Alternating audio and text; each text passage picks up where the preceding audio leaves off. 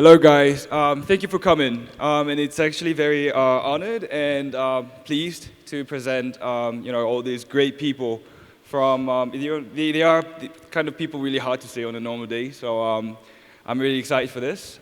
Shall we begin with, a brief introduction, starting with Harry? Hey, thanks for having me. My name is Harry Yeh, Managing Director of Quantum Fintech Group. We're a quantitative discretionary hedge fund based out of Cayman. Also the early investor in a protocol called life.com. That's LIF3.com. Thanks for having me here at the Korea Blockchain Week. Thank you. Simon?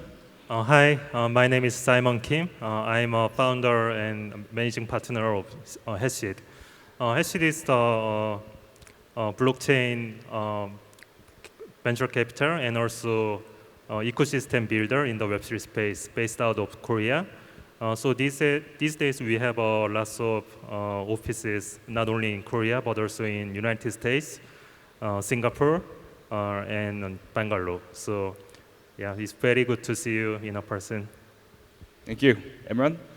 Hi, one of the founders of Alliance. It's a crypto accelerator program servicing founders globally. We've had startups like DYDX, Synthetics, ZeroX, Tensor, and many others that have came through our program. Happy to be here. Right, so I think we have a very interesting combination of people here. Harry from hedge fund, Simon from VC, Imran from an accelerator. So I'm sort of expecting there will be a slight different point of view when it comes to like seeing how the market goes, especially with the current so-called bull market. And it would be interesting to hear out what you guys think of, like, whether this trend, to what extent it is significant or not. And if it is a bull market, like, what's your indicator of, of the growth of the market itself? Let's start with Harry. Of course, it's a super cycle. That's what we thought last time. Right. I can start. At least from the startup side, we're seeing a lot of incredible founders that are building the space. And it turns out over the past 18 to 24 months, what we're seeing is startup applications, at least from the application data perspective, we saw like a peak around the last bull run. And then we started to see a tapering off where applications started to go down. But what we're starting to see was like the real founders that are really, really passionate are like coming into the space. And that has continued to grow, or even throughout the bear market. So much so, we've seen applications actually thrive. So an example is one of our founders, Richard, who founded Tensor. They started the startup maybe 8 months ago, and now they have probably like 80,000 monthly active users using Tensor today, which is a Solana NFT exchange. And we're starting to see more and more of this. So I guess where I'm getting at is a lot of these startups that are coming into the space over the past 2 years, we're starting to see those products starting to mature now to the point where it's ready for real world adoption or consumer adoption. So I'd say we're probably 3 to 6 months out from like a breakout product that will start to get more and more consumers in. Simon? In my crypto experience, there was a 3 bear market, and for the last bear market, actually I believe we just finished the bear market and the new bull market is just started. For the last bear market, I believe it's not a bear market of the crypto, it's a bear market for the entire capital market. Because the true bear market of the crypto was totally different from the last one. So for the last bear market in 2018 and 19, there was not that much crypto Twitter activity. So community was very down, and I occasionally touched on my crypto OG friend that, hey, are you still alive? That kinds of messaging. So for the last bear market, the only down was price. The community was not that down, and the active wallet address are steady, and the developer activities are steady, and now we are seeing that price upward from the infrastructure we built during the last bear market. We believe that there are some kinds of myths that crypto cycle will be repeated for the 4 years cycle based on the Bitcoin halving event. Because for the last cycle, the major driver was only myth because of the Bitcoin halving, because of there were not that much real demand or utility for crypto. But this time is totally different. So now we are seeing the real demand for the applications on the blockchain infrastructures, and the real demand from the institutions are started, such as Bitcoin ETF and extra. So now we will see the crypto cycle as similar to the big tech industry from the next cycle, I see. So you're saying the crypto space is becoming more mature? Kind of, yeah. Yes, I think we also do agree that applications getting built on the systems and how active the community is could be the really strong indicator for the growth of the industry itself. And I think that's why these IBW or ETH India, we're going to see a lot of developers around, and we're pretty excited to see that too. Moving on to our next question, Harry, this is also for you. That when it comes to crypto, we tend to talk a lot about decoupling. Decoupling between the stock market and the crypto market itself, because we think, a lot of people think that this traditional finance system and crypto, or DeFi, so-called DeFi, can be a sort of a separate system itself. However, we've also been seeing, like Simon mentioned, the whole macroeconomic factors on the capital market actually contribute a lot into capitulations in the crypto market as well. So, what do you think, or what's your personal opinion on how those macroeconomic factors interplaying with crypto market behavior in general, and which part of the crypto that you're specifically bullish in, in light of this?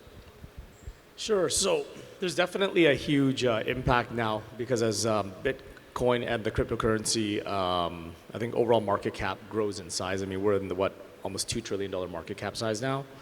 Whereas before, when I got into Bitcoin back in 2013, when it was $60, it was under, I think, less than a few $billion. So anytime you have that massive growth, obviously interest rates affect everything now. In the previous cycle, had almost 0% interest rates. Now we've got close to, I think, about 5.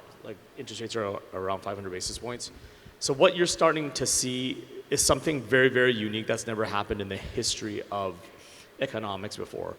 The money supply has grown exponentially, but the tools that the Fed used to implement money contraction aren't working. Usually when you raise interest rates, the money's supposed to come back in, and people stop speculating, they stop spending. But while real estate, you're seeing double-digit returns on real estate. For example, I'm from the UAE, Abu Dhabi. I mean, if you bought a condo for $1 million last year, this year it doubled.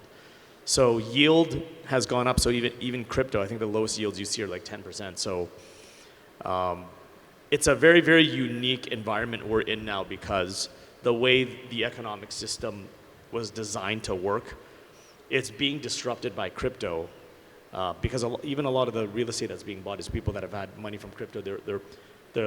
Before it used to be money flows from interest rates to housing back into the bank, but now there's a third category. This is crypto, housing, and then it goes back to the bank. But nobody's putting their money in the bank. So I think definitely now crypto has emerged as that alternative asset class where it's liquid and high yielding. So I think that's something people need to be aware of. And we thought the super cycle was going to happen last time, but when we define a super cycle, it's really the more mainstream something becomes, and when it's the last time it kind of becomes actual mainstream. Like, for example, Google is mainstream. So Google had their super cycle probably back in, I think, 2010. So I think this bull market, I mean, you've got BlackRock's ETF coming. So if everybody, including like my mom, can buy Bitcoin now from a bank, you've achieved that super cycle and it's become mainstream. So absolutely there's effect now with macroeconomic when it becomes a major asset class. What's the likelihood of an ETF being approved? Well, I think we've been seeing this ETF discussion since 2013 when the Winklevi were trying to do an ETF. I think the big difference now is you've got Michael Saylor, you've got BlackRock, but the big one really is BlackRock. I mean, I used to trade ETFs. So you've got the king of ETFs now. And I want to talk something about ETFs. I actually had this discussion yesterday with my fiance about ETFs. People talk about Bitcoin ETFs, but what they don't realize, Bitcoin ETFs also bring inverse Bitcoin ETFs. But nobody talks about the inverse Bitcoin ETFs, which is an interesting thing because it means like everybody just thinks you can go long on Bitcoin ETFs, but when they do the inverse Bitcoin ETF, it allows the average person to also short Bitcoin. Yeah. But yes, to answer your question, I think the ETFs will get approved. Yeah. What do you think about the flow? Like, how much inflows is it really going to attract? Sorry, what was the question? How much inflow do you think it'll attract? So there's a lot of speculation on. I think, Bloomberg targeted about $500,000 for next year. But if you look at, so I think the ETF will be a huge factor for helping Bitcoin get to about $500,000, 100%. Cool. Yeah, it's an interesting take though, because yes, I think people do agree that Bitcoin ETF or any sort of ETF approval on crypto would actually bring or will pave the way for the next bull run. But like Harry said, given the macroeconomic factors, we're not even so sure that ETF will actually act as an actual facilitator for the bull market. Or we don't know if the macro market condition can also affect. It might have a bigger influence on the crypto market connected to traditional finance system. I guess the next question would go to Simon. That Hashed is a VC that has actually been shouting out a narrative to accelerate a mass adoption of crypto or a blockchain ecosystem. And we can say that crypto is now it's more public and more people do aware what the technology is about than compared to 3 to 4 years ago. But then we can also say we still have a lot of rooms left. Like Imran said, applications is one thing. I don't know how many people who's not familiar with Web3 is actually aware of how many Web3 applications there are and in what kind of use it can be for their daily lives. So what's the missing piece here, and how can we improve that? Yes, the biggest missing piece is still user experience. So I cannot push my mother or father to create a MetaMask wallet and saving their private key somewhere outside of the internet.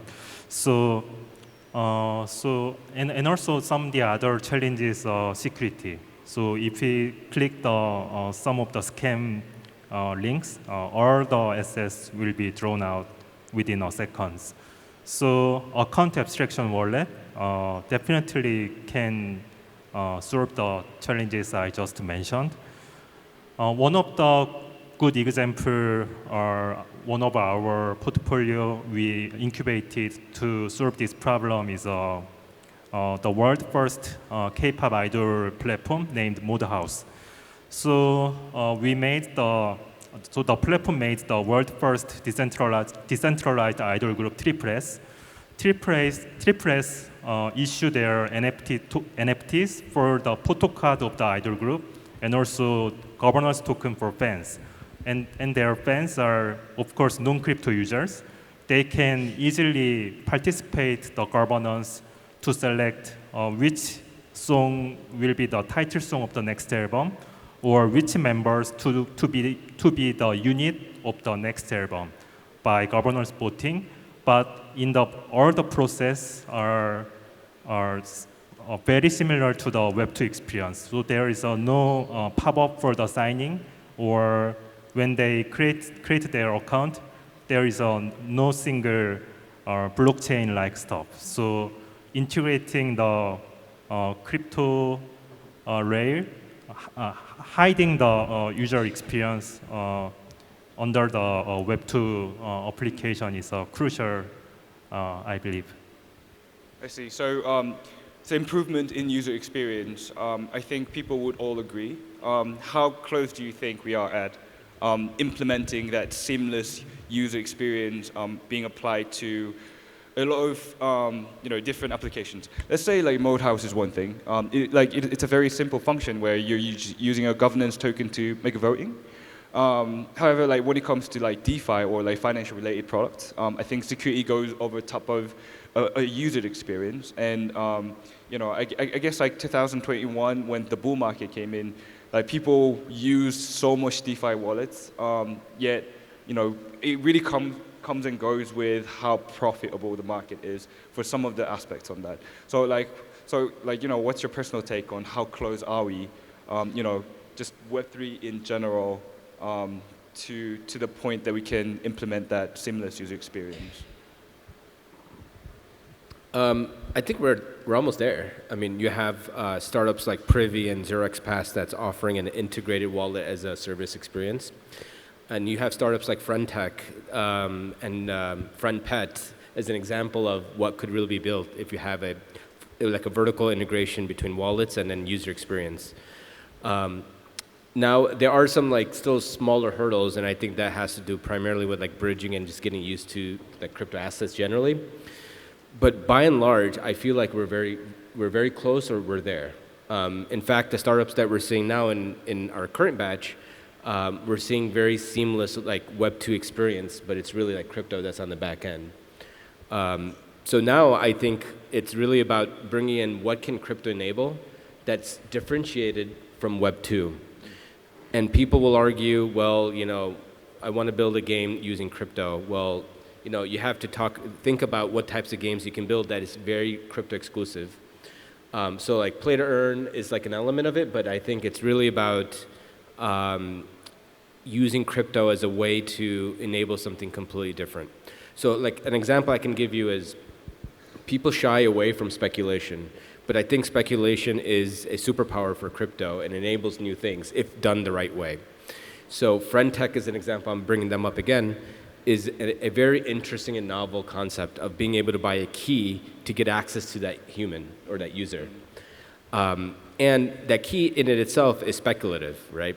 So the funny story is and you see this product work in real time, which is Suzu, when he got indicted or he got arrested, his key went down 50%. I mean, so there's some interesting elements that you're starting to see, which I think could be very useful for the public markets. So yeah, that's what I would say for that. Yeah, thanks for sharing. I'd actually like to add to that too. I think we're actually almost there as well. I mean, one of the protocols that we've developed called Life, I'm just going to put it up here. The whole user experience for DeFi needs to kind of really fit on a mobile app. So one of the biggest goals we're working on in this cycle is really bringing consumer DeFi to the masses. So we just did this event at Formula One in Abu Dhabi, where I think Simon, some of your team were there. Yeah. And for people to enter the event, we had these airport-style gates, and you had to have an NFT. So I think just even using NFT and ticketing and inside mobile wallet integrations, and happy to show people afterwards if they're interested. But I think the consumerization of DeFi is going to be the next big wave in this market cycle. Did you see the announcement Coinbase announced a couple days ago where you could create a link and share it? Yes. Where you can send money? Yeah. I mean, that's crypto adoption too, right? And being able to seamlessly send money through WhatsApp or any other messaging medium is another great way to think about adoption generally. Yeah, Bitcoin.com, I think, had that done very, very well initially. Coinbase is the second platform that I've seen actually do this. So, yeah, it's sort of an entry for those people who are not really familiar with tech. Getting the access at a very easier, with a least or the minimum effort. I think key to driving mass adoption and the growth of the growth indicator is getting more clear. I have one more for you. Pudgy penguins. Oh, pudgy penguins. Pudgy penguins. Oh, yeah. I'm sure everyone knows. If not, I mean, it's probably one. I think it'll surpass Bored Apes. But that's just. Is that another NFT? That's an NFT. And so pudgy penguins, it's a cute little penguin, right? But it turns out that it has mass appeal. And if you go on their Instagram following, they have 1 million followers because they just find it very cute. Right. And so they use that as a way to translate that into like real IP. And they've done a deal with Walmart where they built out, or they have toys being distributed throughout Walmart's 5,000 locations. And in fact, they've sold out. So there's some real demand there. And you could easily see this turning into an IP where they could make movies and TV shows and things like that. And so some of these NFT projects are starting to go that route. So there's like OK Bears on Solana. They have a partnership deal with Zara. And so I think that's another element of kind of the consumerish brand coming in. Yeah, I think like NFT markets are kind of, it has a unique way. Because I think IP is actually not the essence of NFT itself, but through the NFTs, like there has been a new ways to develop IPs. And it seems like it's like, the reverse engineering of how to develop an IP seemed quite interesting to those people who are really interested in the NFT, like especially the PFP marketplace. Normally, like when you develop an IP, like you will start with a like sort of a web novel that people can kind of feel affection towards, and then it goes to like sort of cartoon, and then it goes to like drama, movies. Whereas like for the PFP market, you start with a silly little picture, and then people just loving that, and then they just form a community around, and then that just becomes a powerful IP. Moving on to the next question. I think it's kind of I know Harry mentioned that it's very likely that the Bitcoin ETF from the BlackRock is likely to be approved, but I think there are still fears in the market that the role of SEC is getting a little bit too scrutinized and getting really harsh on the market. And like, what's your take in general, like including like ETFs, how the U.S.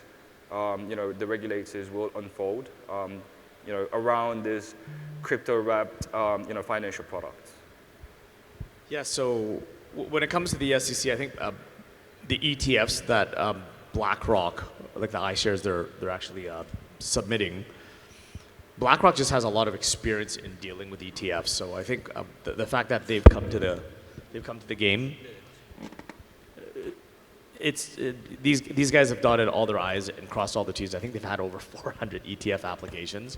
So it just means Bitcoin's maturing really, really as a commodity in the eyes of the SEC. And I think they're just holding off as long as possible, because once that Pandora's box is opened, it's not going to come back. So I think they're trying to delay it either as soon as possible. If either more people are trying to get in, but yeah.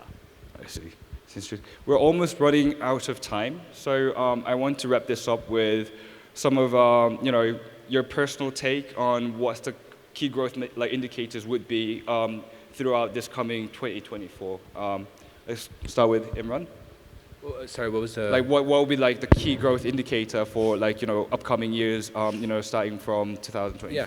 I mean, one is like I always, within Alliance, we always look at like developer activity. There's a couple great like active reports you could review, but on average, we're seeing 2,000 to 4,000 developers coming into crypto every month, and we're starting to see that increase. So we're starting to see some positive like flow coming in from developers. I think consumer sentiment is turning around crypto as well. Obviously, we went through a really bad patch with FTX and Three Arrows, but I think that's flipping. So I think I think what we're seeing is all the right signs in terms of where we should be going next, in terms of the growth of the next bull run.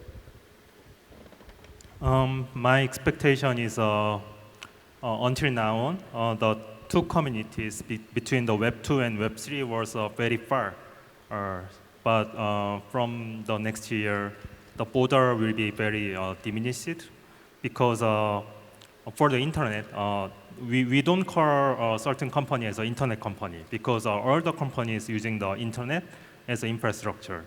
So from the next year, many of the Web2 tech startups using some part of the crypto layer as an infrastructure or some important part, at least the payment layer, combining with the stablecoin or adopting some NFTs, such as a Poch Penguin is a good example.